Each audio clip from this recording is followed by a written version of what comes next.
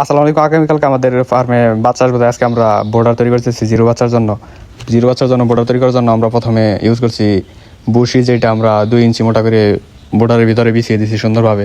এই boarder use করার জন্য আমরা অনেকদিন আগে কাঠের বুশি এনে শুকাই রাখছিলাম, যেটা নিয়ে আগে ভিডিও দিয়েছিলাম। সেই কাঠের বুশি আজকে শুকিয়ে একদম জর্জর হয়ে গেছে, যেগুলো ব্যবহারের জন্য উপযুক্ত হয়ে গেছে। বাচ্চার জন্য যত গোল করে বর্ডার তৈরি করতে পারবেন তত বাচ্চা ভালো হবে, ছোটো বড় কম হবে এবং বাচ্চার সাইজ ভালো হবে। এই বুশিগুলো আমরা সুন্দরভাবে বিছাই দিচ্ছি বোর্ডারের ভিতরে, যাতে এটার উপরে আমরা পেপার বিছাইতে পারি সুন্দর করে। বুশির উপরের স্তরটা যত সমান হবে পেপার তত সমানভাবে বসবে এবং বাচ্চা নড়াচড়া করতে, খাদ্য দিতে, পানি দিতে আপনার সুবিধা হবে। আমরা এমনভাবে জিরো বাচ্চার জন্য বোর্ডারের সিস্টেম করছি, যেটা আপনি পুরো ভিডিও দেখলে বুঝতে পারবেন। আশা করি আপনার উপকার আসবে, তাই ধৈর্য ধরে পুরো ভিডিওটা দেখতে থাকুন। কাঠের বুশি পুরো বোর্ডারের মধ্যে সমান করে দেওয়ার পর আমরা নারকেলের ঝাড়ু দিয়ে আরও ভালো করে সমান করে দিচ্ছি, এবং নারকেলের ঝাড়ু দিয়ে সমান করার সময় অনেক কাঠের বুশি থেকে গুঁড়া করে বের হচ্ছে, ওইগুলো আমরা বাইরে ফেলে দিচ্ছি। কাঠের বুশি থেকে শক্ত গুঁড়াগুলো যদি আমরা না ফেলে দিই পরবর্তীতে আমাদের সমস্যা হবে, হাঁটা চলা করা, বাচ্চাদের হাঁটা চলা পায়ের মধ্যে সমস্যা হবে। যার কারণে নারকেলের ঝাড়ু দিয়ে ওই গুঁড়াগুলো ভালোভাবে ফালিয়ে দিতে হবে। বোর্ডারের ভিতরে কাঠের বুশি সমান করে নেওয়ার পর আমরা দিয়ে দিব তুষ, যেটা আমরা আগে আনছিলাম 5 বস্তা। আমাদের পেজে আগে ভিডিও আপলোড করা আছে, প্রতিটি বস্তা কত করে আনছিলাম এবং কোথায় থেকে আনছিলাম ভিডিও আপলোড করা আছে। যদি আপনাদের প্রয়োজন হয় তাহলে দেখে নিয়ে আসতে পারেন। তো আমরা বুশি সমান করে নেওয়া হয়েছে, এখন আমরা উপরে দিয়ে দেবো তুষ।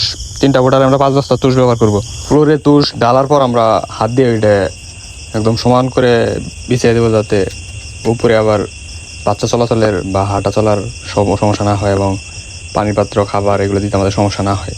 তার জন্য আমরা একদম ভালোভাবে হাত দিয়ে পুরে বোর্ডারের ভিতরে সুন্দর করে সমান করে দিচ্ছি, এবং হাত দিয়ে সমান করার পর নারকেলের ঝাড়ু দিয়ে সেম বুশি যেরকমভাবে সমান করছি, তুষ সেম ওইভাবে আমরা ভালোভাবে সমান করে দিয়েছি, যাতে পেপার বিছাবো এটার উপরে আমরা। এক কথায় আমরা যদি এটা সমান করে বিছিয়ে দিই বোর্ডারে, আমাদের বাচ্চা ভালো থাকবে এবং সাইজও ভালো হবে। আমাদের জিরো বাচ্চার বোর্ডারের জন্য কাঠের বুশি এবং তুষ বিছানো শেষ। আমরা এখন 3টা বোর্ডারের জন্য 3টা হুবার ব্যবহার করছি, যেটাতে প্রতিটা হুবারে 4টা করে লাইট। আমরা লাইট লাগিয়ে চেক করে দেখবো ঠিক আছে কিনা, যেহেতু এটা 5 বছর পরিত্যক্ত ছিল। তো প্রতিটা হুবারে আমরা লাইট লাগিয়ে চেক করে দেখবো। লাইটগুলো আমরা পাইকারি রেটে কিনে আনছি, প্রতিটি লাইট আমাদের 25 টাকা পিস পড়ছে।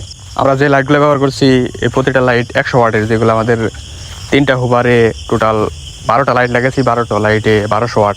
আপনারা যারা নতুন খামারি আছেন, আশা করি পুরো ভিডিওটা দেখলে বুঝতে পারবেন কীভাবে জিরো বাচ্চার জন্য বোর্ডার তৈরি করা লাগে, এবং শুরু থেকে শেষ পর্যন্ত যদি ভিডিওটা দেখেন তাহলে বুঝতে পারবেন। আমরা 3টা বোর্ডার চেক করে 2টা হোল্ডার সমস্যা হয়েছিলাম, যেগুলো আমরা পরিবর্তন করে দিছি, তারপর লাইট জ্বালিয়ে দিছি। যদি আমাদের ভিডিওটি ভালো লাগে শেয়ার করে দিবেন। ধন্যবাদ।